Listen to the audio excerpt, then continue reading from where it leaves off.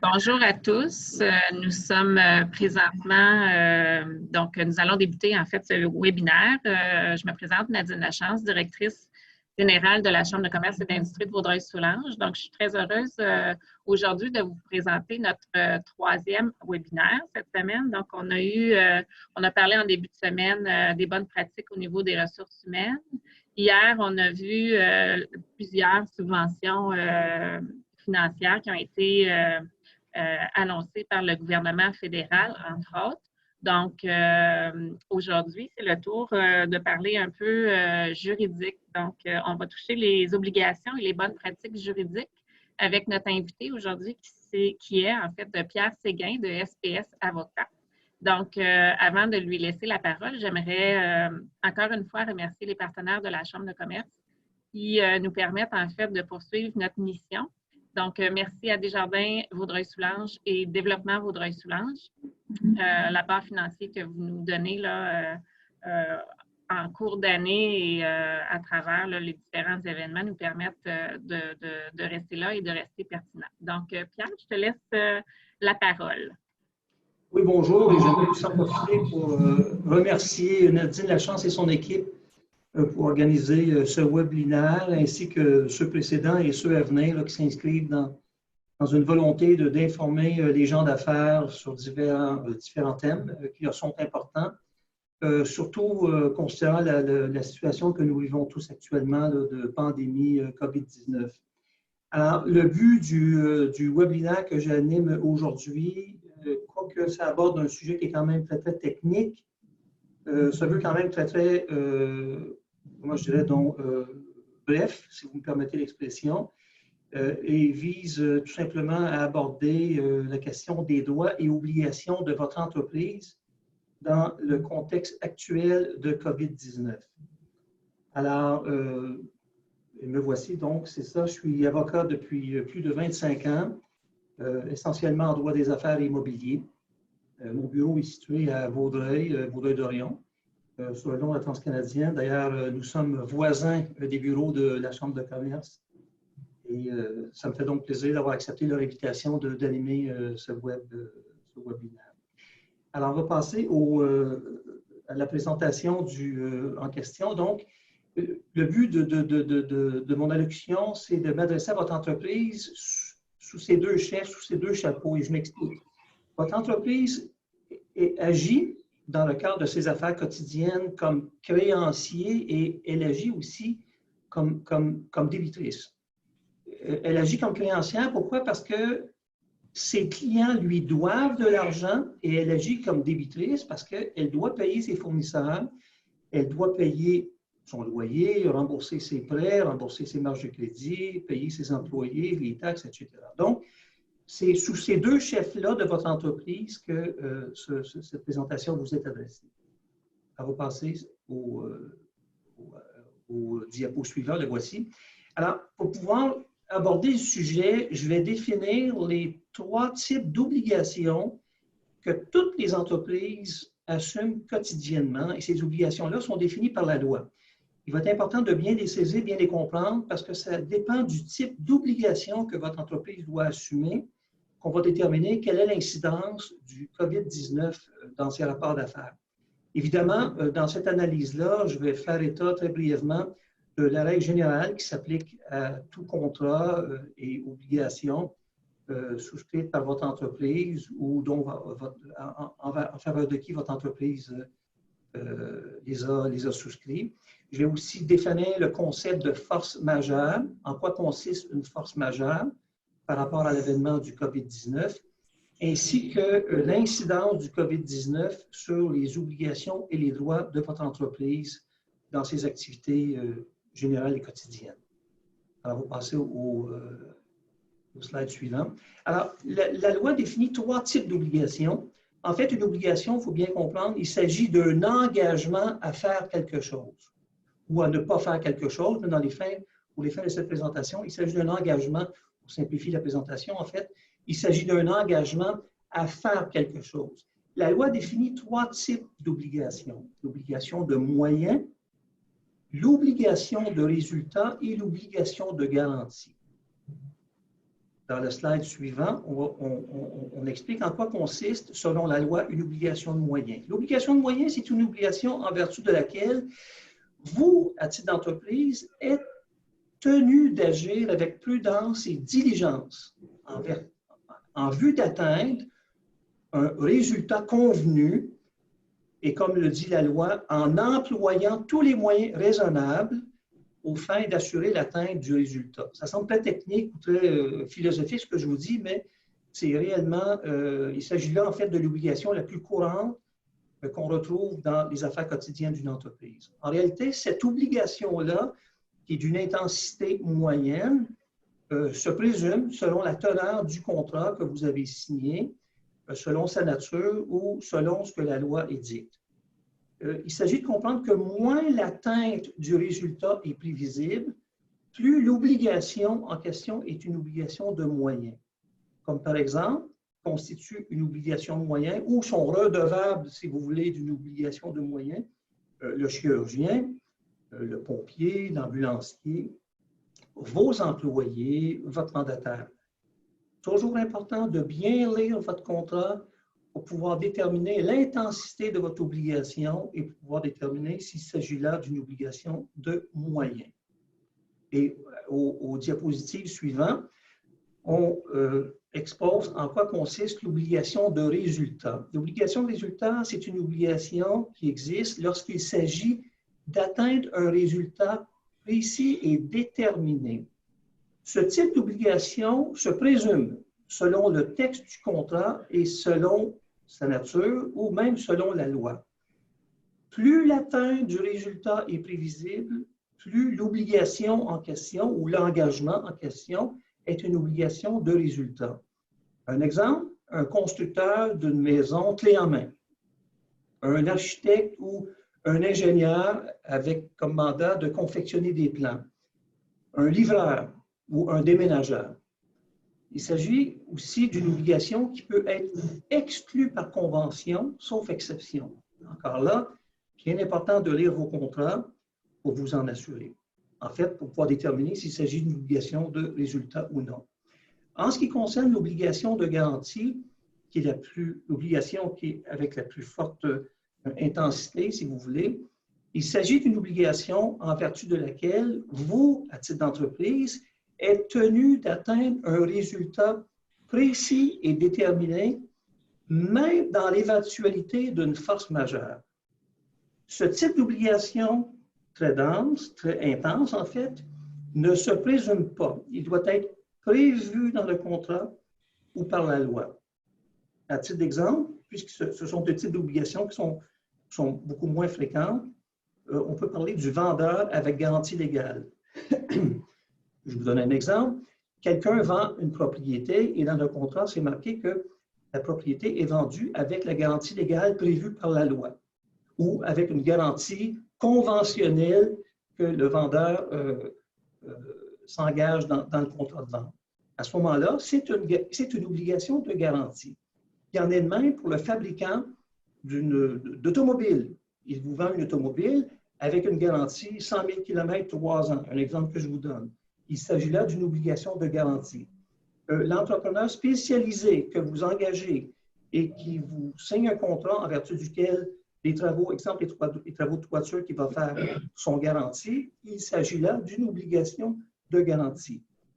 Également, le débiteur d'une somme d'argent, c'est-à-dire, exemple, votre entreprise qui a emprunté une somme d'argent de son créancier, cette somme-là qui est due, c'est une obligation, excusez-moi, c'est une obligation de garantie.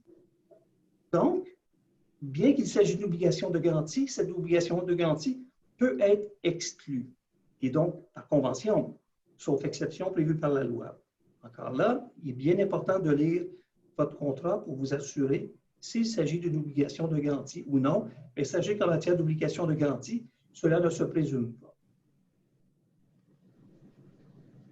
En fait, la règle générale pour votre entreprise, c'est le respect de toutes ces obligations, de ces contrats et de ces ententes, à l'exception notamment de la force majeure. En fait, la définition de force majeure, c'est une force qui constitue un événement imprévisible, irrésistible, extérieur, qui rend l'exécution d'une obligation impossible. Et je vais le définir davantage. Je m'excuse, je n'ai pas le COVID-19, mais je gère tout. Alors, l'imprévisibilité, c'est un événement qui n'est pas normalement prévisible pour une personne type, raisonnable, placée dans les mêmes circonstances. C'est un événement qui n'est pas purement hypothétique. L'irrésistibilité, ça définit l'événement qui est tel qui rend impossible l'exécution de l'obligation de manière absolue, et non simplement la rendre plus onéreuse, plus longue à exécuter, plus difficile ou plus compliquée. L'événement en question doit revêtir un caractère général et doit toucher tout le monde. L'extériorité consiste à définir que l'événement en question doit échapper, par exemple, au contrôle de votre entreprise, ne doit pas originer de votre entreprise et votre entreprise ne doit pas participer à son avènement. Donc, si ces trois conditions-là sont réunies, selon la loi, il s'agit d'un cas de force majeure. Donc, dans le contexte actuel, de toute évidence et à toute fin pratique, la pandémie de COVID-19 constitue un événement de force majeure puisque les trois conditions déterminées par la loi et la jurisprudence que j'ai décrites tantôt sont rencontrées. Bon, avec l'avènement du COVID-19, est-ce que votre entreprise, en fait c'est la question et c'est le but aussi du webinaire, est-ce que votre entreprise est libérée de ses obligations ou, en ce qui concerne ses lois, quelles sont ses lois face ou en fait suite à l'avènement de ce cas de force majeure? En fait, en quoi le COVID-19 peut avoir une incidence sur, exemple, les obligations de votre entreprise? Est-ce que cet événement-là de force majeure peut modifier les obligations de votre entreprise ou tout simplement les dissoudre? En fait, pour faire un lien avec ce que j'ai exposé tantôt, je vais vous donner des exemples. En ce qui concerne les comptes recevables de votre entreprise, c'est-à-dire les sommes d'argent que vos clients doivent à votre entreprise.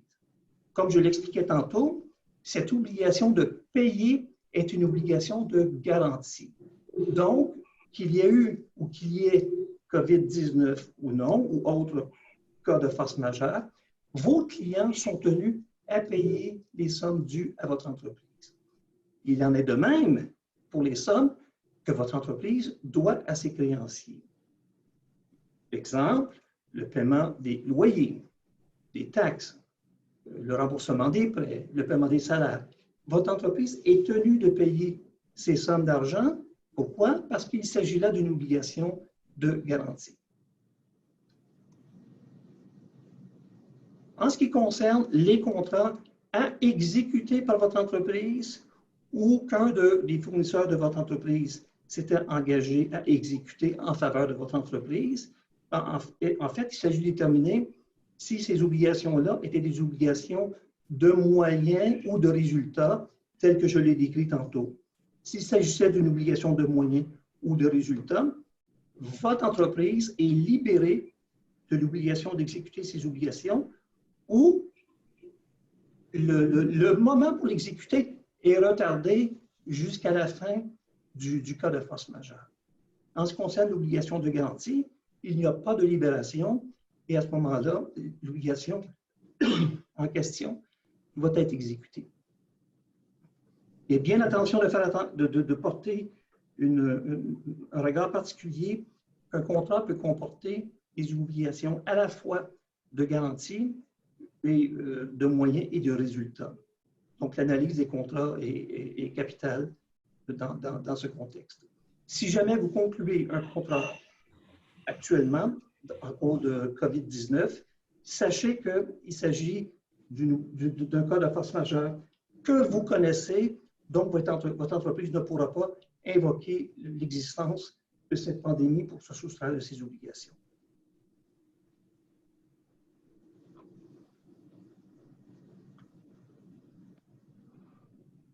Une slide suivante? Ah oui, voilà.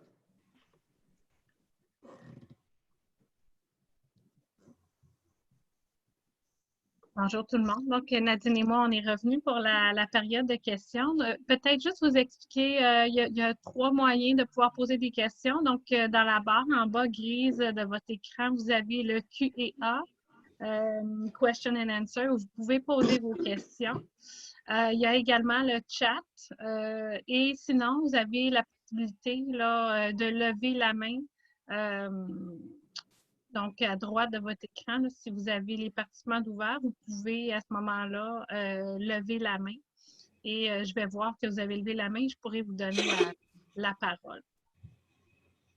Peut-être avant de débuter la période de questions, Pierre, ce qu'on voulait toucher principalement, là, parce qu'il y avait beaucoup de questions, en fait, peut-être sur le malaise des entreprises à aller demander les sommes dues, entre autres. Là. Donc, peu importe la situation, toutes les entreprises peuvent en fait bénéficier de cette obligation-là de récupérer les sommes.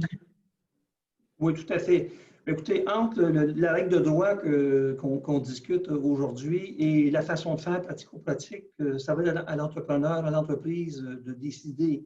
C'est sûr que pour maintenir des bons rapports d'affaires avec les clients, il y a un élément autre que juridique qui doit entrer en ligne de compte et cet élément autre que juridique, c'est la situation qu'on vit actuellement. Alors, il est tout à fait normal que les gens, en fait, les créanciers, si vous voulez, c'est-à-dire l'entreprise en question face à ses clients qui doivent des sommes d'argent, il est tout à fait normal et vous avez même peut-être souhaitable aussi, ce n'est pas du juridique, mais quand même, c'est important de le dire, qu'on fasse preuve aussi et surtout de patience par rapport à ça. Parce qu'entre la règle de droit et la façon de faire que vous jugez à propos et convenable dans les circonstances, il y a une distinction entre les deux. Oui, vous avez le droit d'exiger le paiement des sommes qui vous sont dues et à défaut d'exiger même des intérêts sur les sommes qui vous sont dues. Ça, vous êtes en droit de le faire, mais libre à vous de le faire ou non. En cette période de crise, peut-être, est-ce que tu es en mesure d'énoncer un peu les principales questions des gens qui te sollicitent? Quelle est la principale ou l'irritant? C'est quoi le défi actuellement des entreprises au niveau des obligations? En fait, oui, il y a beaucoup de légendes urbaines par rapport à un cas de force majeure comme qu'on connaît. Il y en a qui, en fait, qui ont comme croyance que la seule existence du COVID-29 les dispense d'exécuter leur obligation et de payer les sommes qui sont dues. Ce qui n'est pas le cas. Je pense que ça nécessite une explication. C'est ça que je disais en cours d'allocution, c'est que c'est assez technique la distinction que j'ai faite entre obligation de garantie, moyens et résultats, ça j'en conviens, mais n'empêche que c'est au travers de l'analyse de ces obligations-là qu'on détermine si vous pouvez lever le drapeau du COVID-29 et dire je ne peux pas exécuter mes obligations et je ne peux pas payer. C'est en analysant les obligations en question qu'on va être en mesure de déterminer si l'entreprise a le droit d'invoquer ça. Mais en fait, le questionnement des gens est on est en situation de crise, mon fournisseur ne me fournit pas, c'est important que j'ai les matériaux à tel moment, je ne les ai pas eus, son bureau est fermé, qu'est-ce qui se passe? Donc, c'est l'incertitude généralisée là, qui plane actuellement là, chez les entrepreneurs. Et il y en a même qui, c'est concernant les loyers qu'ils doivent payer pour leurs locaux, pour leurs bureaux, pour la location d'équipements. Est-ce que les activités sont interrompues, sont suspendues, mais sont quand même tenues de payer ces montants d'argent-là? Fait qu'il y a beaucoup d'incertitudes qui planent. Je vais donner la parole à Laurent de Jiminy, qui a une question sur les différences entre la loi ontarienne et la loi québécoise. Donc, Laurent? Oui. Alors, en fait, nous, on avait un événement prévu en Ontario et puis les sommes ont été déjà versées, donc on a déjà payé. Si j'ai bien compris, parce qu'on a eu des avis légaux au niveau du Québec, au niveau des événements, c'est-à-dire qu'ils doivent, si l'événement n'a pas eu lieu, il doit avoir crédit ou remboursement en totalité puisque l'événement n'a pas lieu. Ça, c'est vraiment au niveau québécois. Mais au niveau ontarien, il semble que ce ne soit pas aussi clair. Est-ce que vous avez un avis par rapport à ça? Bien, écoutez, premièrement, moi, je suis habilité à donner des avis en fonction des lois applicables au Québec. En Ontario, c'est un autre régime juridique. Évidemment, je vous conseille de consulter un avocat ontarien cet été-là, mais ce que j'ai, là, ce n'est pas du juridique que je vais aborder avec vous, ce n'est pas mon domaine, le droit ontarien. Que j'ai entendu parler de certains collègues, c'est qu'en Ontario, ils ont les mêmes principes qu'ici au Québec en cas de force majeure. Il semblerait que les remèdes, les solutions sont sensiblement les mêmes qu'ici au Québec. Mais je vous conseille réellement de communiquer avec un avocat de l'Ontario pour avoir une opinion plus Parfait, merci. Plus adéquate. Merci, Laurent. En fait, ce que M.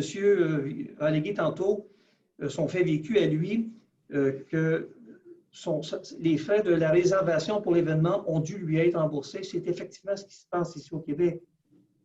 C'est-à-dire que si jamais vous avez, comme c'est le cas du monsieur précédent, payé pour la réalisation d'un événement et que l'événement en question ne peut pas être réalisé, exemple,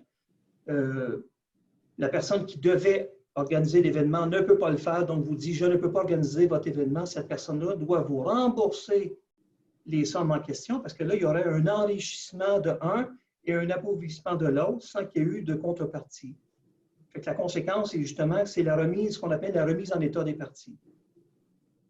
Je vois que Pierre-Jean a levé la main, donc je vais donner la parole à Pierre-Jean. Pierre-Jean?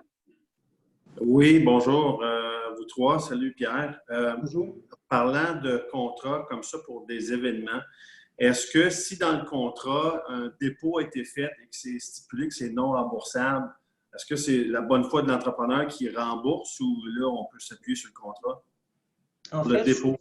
Oui, en fait, on dit non remboursable quand le client veut finalement annuler l'événement. À ce moment-là, vu que c'est de sa propre décision à lui qui veut que l'événement soit annulé, vu que c'est engagé à ce que le dépôt qui effectuait était non remboursable, il ne peut pas exiger le remboursement. Par contre, si c'est un cas de force majeure qui fait en sorte que l'événement ne peut pas être tenu, cette clause-là ne trouve pas application. Donc, à ce moment-là, le dépôt doit être remboursé. Évidemment, on aurait intérêt à bien lire le contrat en question, mais de la façon dont vous venez de me l'exprimer, il s'agit clairement d'une situation où le remboursement n'existe pas si c'est le client qui le demande.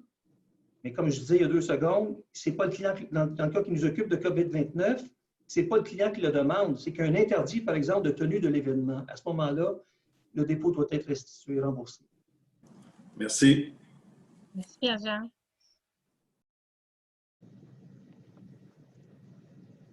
Donc, je ne vois pas d'autres questions. Si les gens, en fait, si vous avez d'autres questions, peut-être juste les poser dans le Q&A en bas. Sinon, vous pouvez lever la main comme Pierre-Jean et Laurent l'ont fait. Les gens peuvent ultérieurement, si jamais ils écoutent le webinaire en différé et ont des questions, ils ont tout simplement à me téléphoner, m'envoyer un courriel, puis c'est avec volontiers là, que je vais répondre à leurs questions. Là. En fait, oui, c'est ça. On est enregistré, donc le webinaire va être disponible sur notre site web et envoyé à tous les participants par courriel. Même chose pour les diapositives. Le PowerPoint qu'on a montré à l'écran, il va vous être envoyé également. Et on invite les gens, de toute manière, à nous faire parvenir leurs questions à la Chambre. Ça nous fait plaisir de les poser à nos différents experts qu'on a, à même nos membres. Donc, n'hésitez pas à nous faire parvenir vos questions. On est là pour vous donner du soutien. Donc, Et également, j'aimerais rajouter que, bon, ce matin, on parle d'obligation, mais si jamais vous avez d'autres d'autres éléments que vous aimeriez qu'on aille toucher un peu plus en profondeur, là, n'hésitez pas à nous faire parvenir les sujets qui vous intéressent et pour lesquels vous avez besoin de réponses aux questions. Là, on peut sans problème organiser d'autres webinaires là, sur une thématique particulière. On voulait vraiment toucher principalement les obligations ce matin parce que c'est ce qui nous attend là, présentement avec l'arrêt des opérations. Qu'est-ce qu'on fait avec ces obligations-là? Donc, c'est la thématique qu'on voulait toucher ce matin. Ouais, je vois dans le chat qu'il y a une question au niveau automobile. Donc, si une voiture est en panne ou au niveau des concessionnaires automobiles, est-ce qu'ils ont des obligations particulières? Donc, en fait, quand un concessionnaire vend un automobile, je donne l'exemple de l'automobile neuve, il y a une garantie du manufacturier. Donc, COVID-29 ou non, l'obligation de garantie subsiste. Donc, le concessionnaire ne peut pas dire, bien, il y a un COVID-29, donc je ne reconnais plus la garantie. Ce n'est pas ça du tout. Par contre, évidemment, quand vient le temps des modalités à cause du COVID-29, on peut reporter les travaux à être exécutés sous garantie. Ça, il n'y a pas de problème du tout. On ne parle pas d'anéantir la garantie, on dit tout simplement, on veut l'honorer, mais on n'est pas en mesure de le faire maintenant parce qu'on a un interdit d'exploiter notre commerce. On sera en mesure de l'honorer une fois l'interdit levé. Ça, c'est tout à fait normal. On doit te ramener à l'ordre. C'est le COVID-19 et non pas le COVID-29. Oh mon Dieu, COVID-19, 29, désolé. Le 29, c'est le prochain qui va arriver. Est-ce que ça répond à la question à la personne qui a posé pour l'automobile? Oui. Comme l'exemple que je donnais tantôt, c'est comme les autres contrats qui sont exécutés sous garantie. Je donnais tantôt l'exemple d'un contrat de réfection de toiture où c'est marqué sur le contrat garantie 5 ans. Qui est COVID-19 ou non, cette garantie-là subsiste. Par contre, il est tout à fait normal, à cause de l'interdit des activités actuelles, que l'entrepreneur, qui est quand même tenu à cette garantie-là, ne puisse pas effectuer les travaux qu'il devait effectuer au nom de la garantie maintenant. Pourquoi? À cause que, vu que l'interdit d'avoir des activités sur l'entreprise, son obligation d'honorer sa garantie est tout simplement reportée quelque peu dans le temps. Là. Parfait. Bien, écoutez, je pense que ça fait le tour des questions. Comme on disait, là, n'hésitez pas à nous envoyer quand même vos questions par courriel. Ce qu'on pourra faire, c'est de toute façon faire suivre les coordonnées de Pierre et comme il l'a dit, là, il sera très heureux de répondre à vos questions de façon plus précise là, si vous en avez. Donc, merci Pierre, merci à tous d'avoir été présents et suivez-nous, on a d'autres sujets qui s'en viennent prochainement. Donc, merci à tous, bonne journée. Merci. Merci.